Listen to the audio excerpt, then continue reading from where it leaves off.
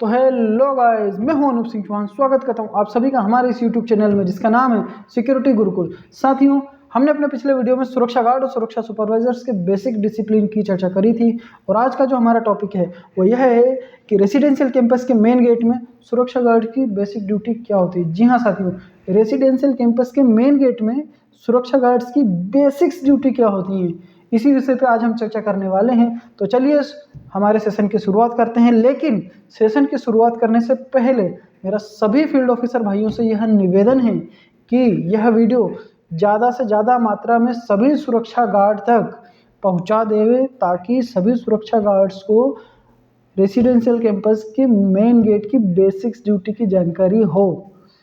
तो साथियों, आज के हमारे इस सेशन की शुरुआत करते हैं। साथियों, किसी भी रेसिडेंशियल सोसाइटी का मेन गेट बंद होकर ऑपरेट होना चाहिए, खुला होकर ऑपरेट नहीं होना चाहिए। गेट को हमेशा बंद करके गार्ड को जस्ट गेट के सामने बैठना होना चाहिए ताकि कभी भी कोई रेसिडेंशियल अगर आते हैं, कोई विजिटर आते हैं, कोई डिलीवरी पर्सन आते हैं तो गार्ड उन्हें रोक सके, उनसे क्वेश्चन कर सके कि सर आपको कहाँ जाना है, उनसे जानकारी ले सके और उनकी एंट्री कर सके। हमेशा किसी भी आउटसाइडर्स को, रहवासियों के अलावा किसी भी आउटसाइडर्स को एंट्री के बाद ही अंदर अलाउड करना है। अगर माई गेट में एंट्री होती है तो सिर्फ एंट्री से काम नहीं चलता है, एंट्री के बाद अंदर से सोसाइटी से या फिर रहवासियों से अप्रूवल आना होता है। जिस भी फ्लैट में उनको जाना है, विजिटर्स को उनको जिस भी फ्लैट में जाना है उस फ्लैट से माई गेट में अप्रूवल आता है। एंट्री करने के बाद में अप्रूवल आता है कि उन्हें विजिटर्स को अंदर अलाउड करना है कि नहीं करना है। अगर अप्रूवल आता है तो ही विजिटर्स को, तो ही डिलीवरी बॉय को, या वो डिलीवरी बॉय हो, कुरियर बॉय हो, या प्लम्बर हो, इलेक्ट्रिशियन हो, या कोई भी हो, जब तक माई गेट में अप्रूवल नहीं आएगा हम विजिटर्स को अंदर अलाउड नहीं करेंगे। स्विगी वाला हो, चाहे जोमेटो वाला हो, चाहे कोई भी हो, विदाउट अप्रूवल हमें अंदर अलाउड नहीं करना है। यदि अगर आपके मेन गेट में माई गेट की एक्सेस नहीं है, अगर आपको माई गेट डिवाइस नहीं मिली है तो भी आपको रजिस्टर दिया हुआ होगा। कोई भी विजिटर आता है, कोई भी गेस्ट आते हैं तो उनकी एंट्री करना बहुत ही ज़रूरी है। जी हाँ साथियों, उनकी एंट्री करने के साथ साथ हमें उनसे क्वेश्चन पूछना, उनकी अगर कोई विजिटर आया है तो उनकी गाड़ी को विजिटर पार्किंग में लगवाना है, ना कि वो जाके रेसिडेंशियल पार्किंग में लगवा दे।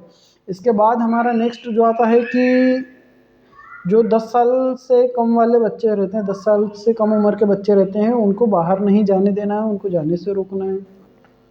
अगर फिर भी वो बोलते हैं कि उनके मम्मी पापा से वो पूछ के आए तो हमको उसकी भी इंक्वायरी करना पड़ेगी कि अंदर हमें रेसिडेंशियल से पहले कंफर्म करना पड़ेगा, अंदर के रेसिडेंस से पहले कंफर्म करना पड़ेगा कि बच्चे को बाहर जाने देना है कि नहीं जाने देना है। सेम प्रोसेस हम माई गेट में भी यूज़ कर सकते हैं। माई गेट में ऑप्शन रहता है कि 10 साल से नीचे के बच्चे अगर सोसाइटी के बाहर जा रहे हैं तो उनका हम अप्रूवल ले सकते हैं कि जाने देना है कि नहीं देना है। इसके बाद मैं देखता हूँ कि मेड्स जो आती हैं सोसाइटी में, फ्लैटों में काम करने वाली, वो कुछ सामान ले जाते हैं तो उस सामान की पर्ची फ्लैट ऑनर ने लिख के दी है कि नहीं दी है।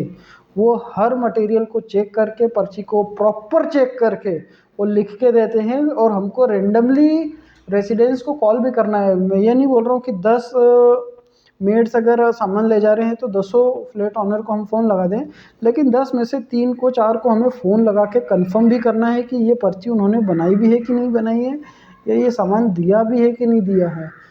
अगर बिना परमिशन के वो सामान जा रहा है तो ये पूरा एक नेग्लिजेंसी हो जाएगी हमारी तरफ से। साथियों, नेक्स्ट आता है कि हमें किसी भी विजिटर से, चाहे वो डिलीवरी बॉय हो, कुरियर बॉय हो, इलेक्ट्रिशियन हो, प्लम्बर हो, या फिर अंदर के रहवासी ही क्यों ना हो और गेस्ट आते हैं, उनसे भी हमें बड़े ही प्यार से बात करना है, बड़े ही पोलाइटली बात करना है।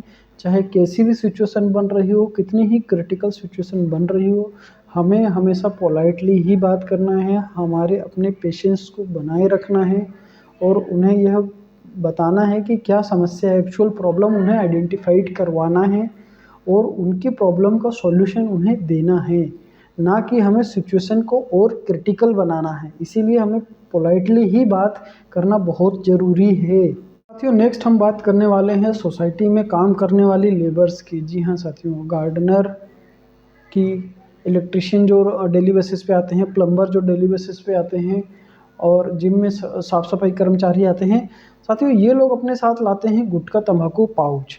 इन सभी को हमें पकड़ना है, क्योंकि गुटखा तंबाकू पाउच अगर ये अंदर ले जाएंगे तो जैसे जिम में साफ सफाई कर्मचारी है तो वो अगर गुटखा पाउच अगर कहीं थूक दिया तो वो गंदगी फैलाता है, इधर उधर गंदगी फैलाता है। प्लम्बर काम करता है, गुटखा तंबाकू खाता रहता है तो वो थूकेगा गुटखा तंबाकू, तो ये सब हमें अलाउड नहीं करना है।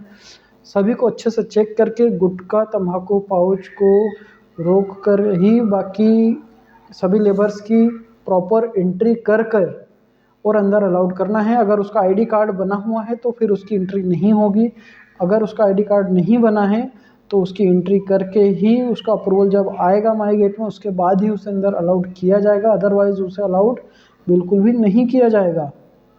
और अलाउड कर भी रहे हैं तो उससे पूरी चेकिंग होगी, और जब छूट के वापस जाते हैं तो प्रॉपर उनकी चेकिंग होना भी सिक्योरिटी के नियम में आता है कि वो कहीं अंदर से कुछ सामान तो नहीं ले जा रहे। उनकी प्रॉपर चेकिंग करेंगे, उन्हें अगर माई गेट में अगर एंट्री हुई है तो उन्हें आउट करेंगे, उसके बाद ही उनको हम सोसाइटी से बाहर जाने की परमिशन देंगे। साथियों हमारे साथ इस वीडियो में बने रहने के लिए, चैनल को सब्सक्राइब करने के लिए और हमें इतना सारा प्यार देने के लिए आप सभी का बहुत बहुत धन्यवाद।